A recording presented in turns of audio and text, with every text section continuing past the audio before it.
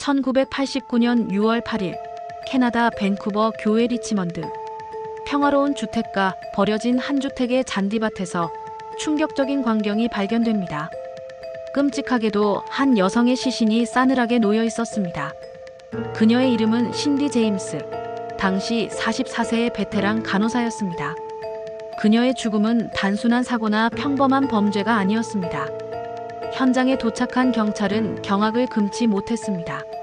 신디 제임스는 손과 발이 금속 족쇄에 묶여 있었고 목에는 나일론 스타킹이 여러 겹 감겨 있었습니다. 이 기이한 모습은 현장을 더욱 섬뜩하게 만들었습니다. 부검 결과 그녀의 체내에서는 모르핀과 디아제팜 등 강력한 진정제 계열의 약물이 고농도로 검출되었습니다. 이 약물들은 그녀의 의식을 순식간에 마비시킬 수 있는 치사량에 가까운 수준이었습니다. 공식적인 사망 원인은 약물 과다복용으로 발표되었습니다.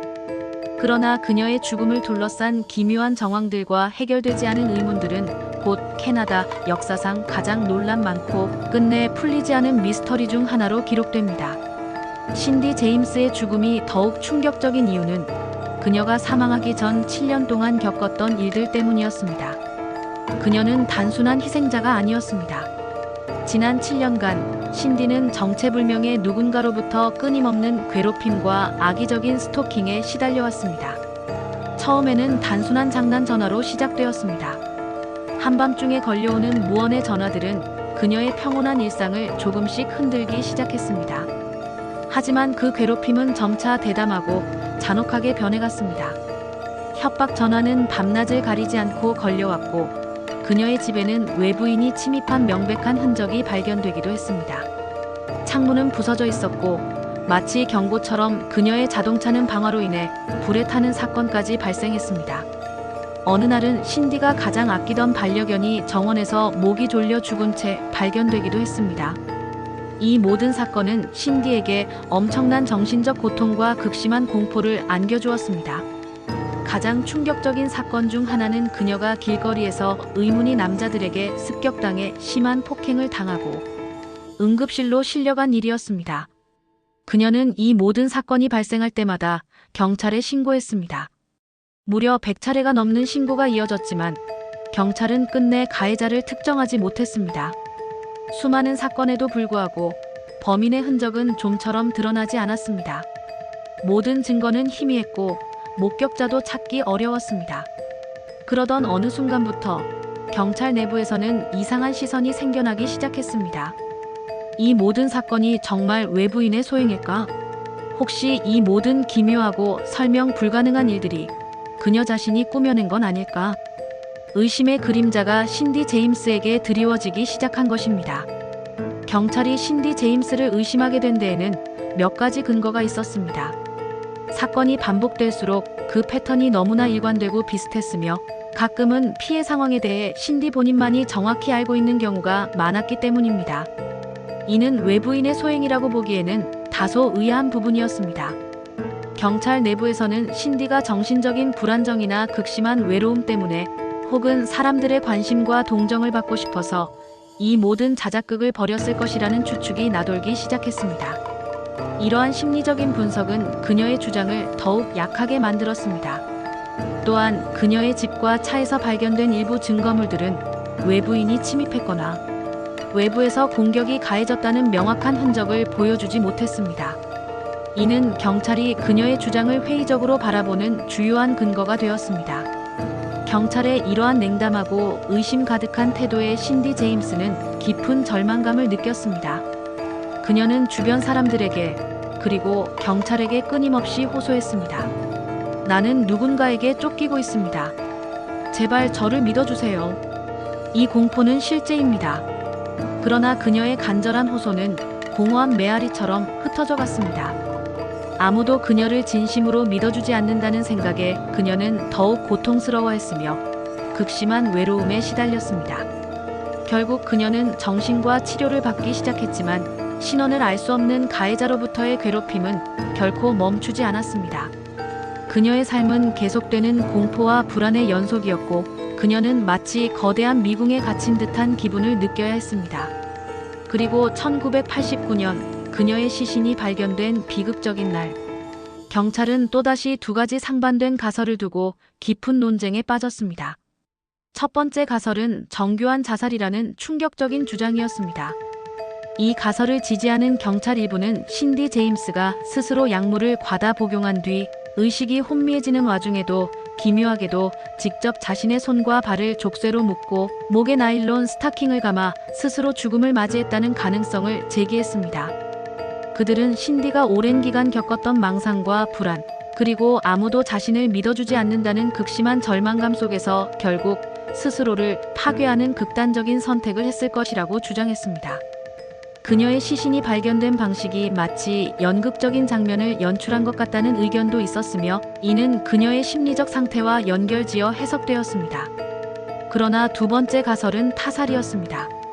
신디의 가족과 친구들은 첫 번째 가설에 대해 격렬하게 반발했습니다. 신디가 스스로 손발을 묶고 목을 졸랐다고? 그런 비상식적인 주장은 말도 안 된다. 그들은 신디가 결코 스스로 목숨을 끊을 사람이 아니었으며 7년간 그녀를 지독하게 괴롭혀온 정체불명의 누군가에 의해 잔인하게 살해당했다고 굳게 믿었습니다. 그녀의 죽음은 그녀가 수년간 겪어온 공포의 연장선상에 있는 비극적인 결말이라는 것이었습니다. 이 사건은 캐나다 전역에 엄청난 파장을 불러일으켰습니다. 신문과 방송은 매일같이 신디 제임스의 기묘하고 비극적인 최후를 심층적으로 다루었으며 대중의 뜨거운 관심을 받았습니다. 사람들은 크게 두 가지 입장으로 나뉘어 격렬한 논쟁을 벌였습니다. 한쪽에서는 그녀는 명백한 피해자였다. 7년간의 괴롭힘 끝에 결국 누군가 그녀를 죽였다. 경찰의 무능함이 부른 비극이다라고 주장했습니다. 다른 한쪽에서는 아니다. 이 모든 것은 그녀 스스로 만든 환상극이자 자작극이었을 뿐이다. 비극적인 결말조차 그녀의 병적인 연출이었을 것이라고 반박하며 그녀의 정신 상태에 초점을 맞췄습니다. 수사 기록에 따르면 신디 제임스의 체내에서 검출된 약물 수치는 정상적인 복용량을 훨씬 뛰어넘는 수준이었습니다. 약물 전문가들은 이 정도 양의 약물이라면 주입 즉시 혹은 매우 짧은 시간 내에 의식을 잃을 수밖에 없다고 판단했습니다. 그렇다면 의식을 잃기 직전이나 의식이 혼미한 상태에서 스스로 족쇄를 채우고 목에 스타킹을 감는 행위는 상식적으로 불가능에 가깝다는 것이 전문가들의 공통된 의견이었습니다. 이는 자살 가설에 대한 강력한 반론으로 작용했습니다. 하지만 경찰은 이러한 의학적 소견에도 불구하고 자살 가능성을 완전히 배제하지 않았습니다. 이로 인해 수사는 더욱 혼란에 빠졌고 사건은 결국 미궁 속에 빠져들었습니다. 신디 제임스가 남긴 것은 단 하나, 끝없이 풀리지 않는 의문들 뿐이었습니다. 그녀의 죽음은 여러 가지 가능성을 품고 있었지만 그 어떤 것도 명확하게 밝혀지지 않았습니다. 누군가 실제로 그녀를 7년이라는 긴 시간 동안 스토킹하며 괴롭히다 결국 살해했을까? 만약 그렇다면 그 범인은 누구이며 왜 그렇게 오랜 시간 그녀를 집요하게 괴롭혔을까? 단순히 증오 때문이었을까? 아니면 더 복잡한 다른 이유가 있었을까? 아니면 그녀는 깊은 외로움과 불안, 그리고 사람들의 무관심 속에서 스스로 비극적인 결말을 연출하는 극단적인 선택을 했을까? 만약 후자라면 지난 7년간 발생했던 수많은 공격 흔적과 그녀가 경찰에 신고했던 100여 차례의 기록들은 어떻게 설명할 수 있을까? 실제로 불에 탄 자동차나 목 졸려 죽은 반려견, 그리고 병원에 실려갈 정도의 폭행 사건들까지 모두 그녀의 자작극이었다는 말인가? 이 모든 것이 단지 그녀의 병적인 망상에 불과했다는 것인가? 신디 제임스 사건은 그 어떤 합리적인 설명으로도 온전히 풀리지 않는 수많은 의문들을 남겼습니다. 진실은 과연 무엇이었을까요? 오늘날에도 신디 제임스 사건은 캐나다의 대표적인 미제 사건으로 손꼽히고 있습니다. 수많은 다큐멘터리와 책, 기사들이 이 사건을 재조명하며 각기 다른 해석과 추측을 내놓고 있지만 여전히 확실한 답은 존재하지 않습니다. 과연 신디 제임스는 타인의 손에 살해당한 무고한 희생자였을까요? 아니면 스스로의 불안과 망상에 사로잡혀 끝내 자신을 파괴한 비극적인 주인공이었을까요? 그녀의 죽음은 여전히 많은 사람들에게 해답 없는 질문을 던지고 있으며 진실의 미궁 속에 갇혀 있습니다. 그날 이후 신디 제임스를 둘러싼 진실은 영원히 사라져버렸습니다. 그리고 지금도 사람들은 묻습니다. 신디 제임스, 그녀는 피해자였는가? 아니면 가해자였는가? 그 답은 영원히 어둠 속에 남아있을지도 모릅니다. 진실은 결코 밝혀지지 않은 채 역사의 한 페이지에 기록되어 있습니다.